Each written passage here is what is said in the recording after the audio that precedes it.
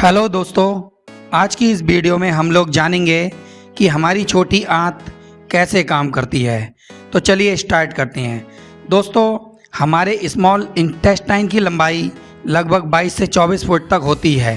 Centimetre में बात करें तो लगभग 670 सेंटीमीटर से लेकर 760 सेंटीमीटर तक अलग अलग बॉडी शेप और जेंडर के अनुसार, और इतना लंबा ये हमारा छोटी आंत हमारे फूड के एब्जॉर्प्शन में, जितना भी फूड हम खाते हैं उसमें से अधिकतम भोजन का पाचन, हमारे ब्लड में पोषक तत्वों का अवशोषण इसी छोटी आंत में ही होता है।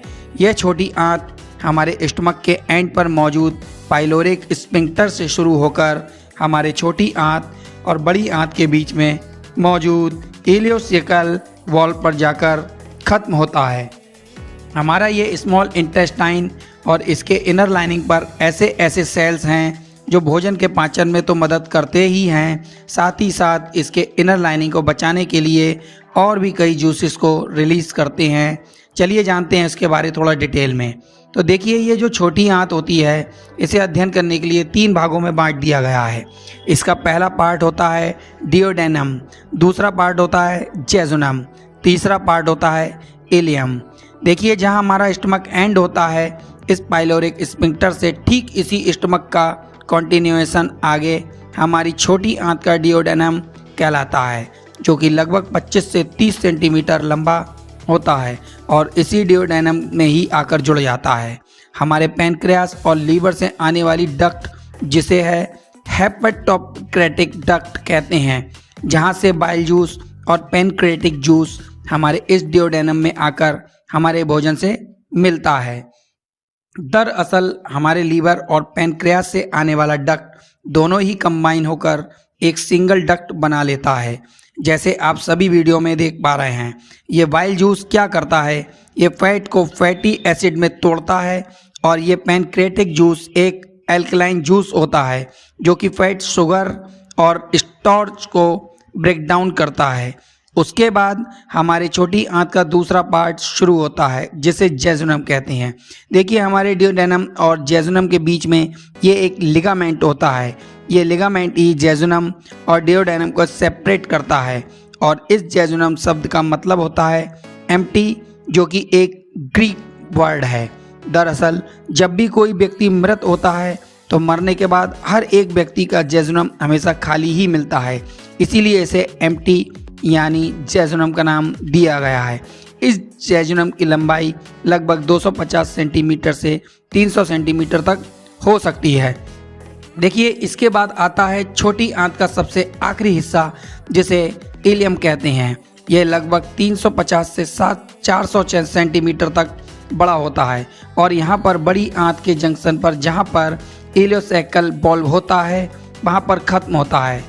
अब देखिए, इलियम और जेजुनम के बीच में कोई डेमोक्रेशन तो होता नहीं है, बस इलियम की शुरुआत वहाँ से होती है जहाँ पर छोटी आंत की दीवार थोड़ी मोटे होने लगती है और डायमीटर कम होने लगता है, और इसका मेन फंक्शन विटामिन B12 और वाइल्ड सॉल्ट को एब्जॉर्ब करना होता है।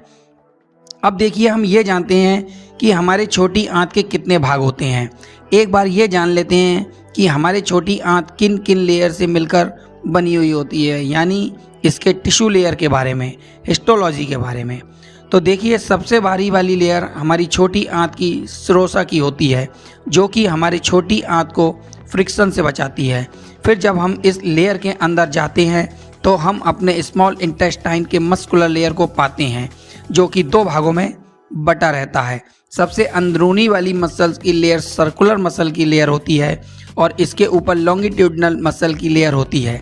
ये दोनों क्या करते हैं, ये दोनों ही अलग अलग तरीके से कॉन्ट्रैक्ट होकर हमारे फूड को स्मॉल इंटेस्टाइन में इसके आगे की ओर पुश करते रहते हैं, जिससे आसानी से फूड पुश होते होते बड़ी आंत में पास हो जाए, और इसके ऊपर इन मसल के लेयर के अंदर हमारे स्मॉल इंटेस्टाइन की अंदरूनी लाइनिंग होती है, जो कि म्यूकोसा की होती है। इन्हीं म्यूकोसा के लाइन के ऊपर कुछ फिंगर लाइक उंगलियों जैसी संरचना होती है, जिसे विली कहते हैं। जैसा भी आप अपनी स्क्रीन पर देख रहे हैं, ठीक वैसे ही ये विलीज होती हैं। ये जो ब्लीज होती हैं हमारे स्मॉल इंटेस्टाइन के इनर लाइनिंग पर, इनके ऊपर भी कुछ छोटी छोटी माइक्रो ब्लीज होती हैं।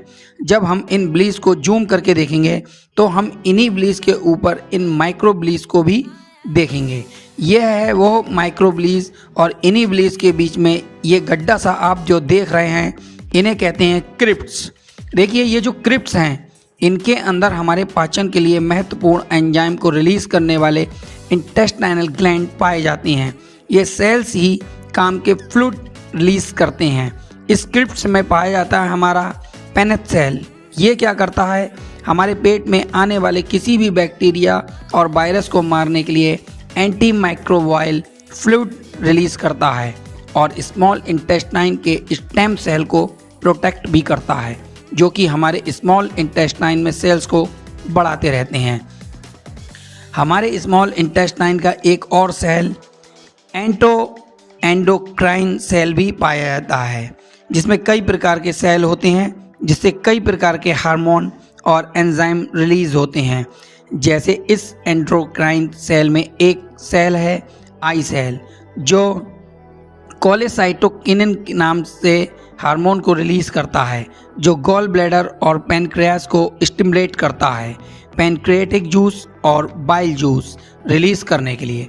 ठीक इसी तरह इसमें पाए जाने वाले एस सेल से सेक्रेटिन रिलीज होता है, जो कि डिओडेनम में वाटर और आयंस को बैलेंस करता है। अब देखिए इन ब्लीज के ऊपर भी दो सेल पाई जाती हैं जो कि हमारे फूड के डाइजेशन में बहुत इम्पोर्टेंट हैं। जैसे इसमें पाई जाती हैं एक एब्जॉर्प्टिव सेल जो कि भोजन को शरीर में अवशोषित करता है, और दूसरा है ये गॉबलेट सेल, म्यूकस रिलीज करती है हमारे स्मॉल इंटेस्टाइन की इनर लाइन को बचाने के लिए। और ठीक यहाँ पर जहाँ पर छोटी आंत बड़ी आंत से मिलती है, यहाँ पर एक उबाल होता है एलोसी कवॉल, वहाँ पर ये छोटी आंत खत्म हो जाती है। तो दोस्तों आज की इस वीडियो में हम लोग ने जाना कि हमारी छोटी आंत किस तरीके से काम करती है और बड़ी आंत कैसे काम करती है। इसका वीडियो मैंने बना दिया है, ये डिस्क्रिप्शन में मैं लिंक दे दूंगा इसका, और चाहे तो आप प्ले लिस्ट में जाकर वहाँ से देख सकते हैं। तो दोस्तों आज की इस वीडियो में इतना ही। आगे मिलते हैं नेक्स्ट वीडियो के नई वीडियो के साथ और आयुर्वेद के नए उपचारों के साथ। तब तक के लिए जय हिंद, जय भारत।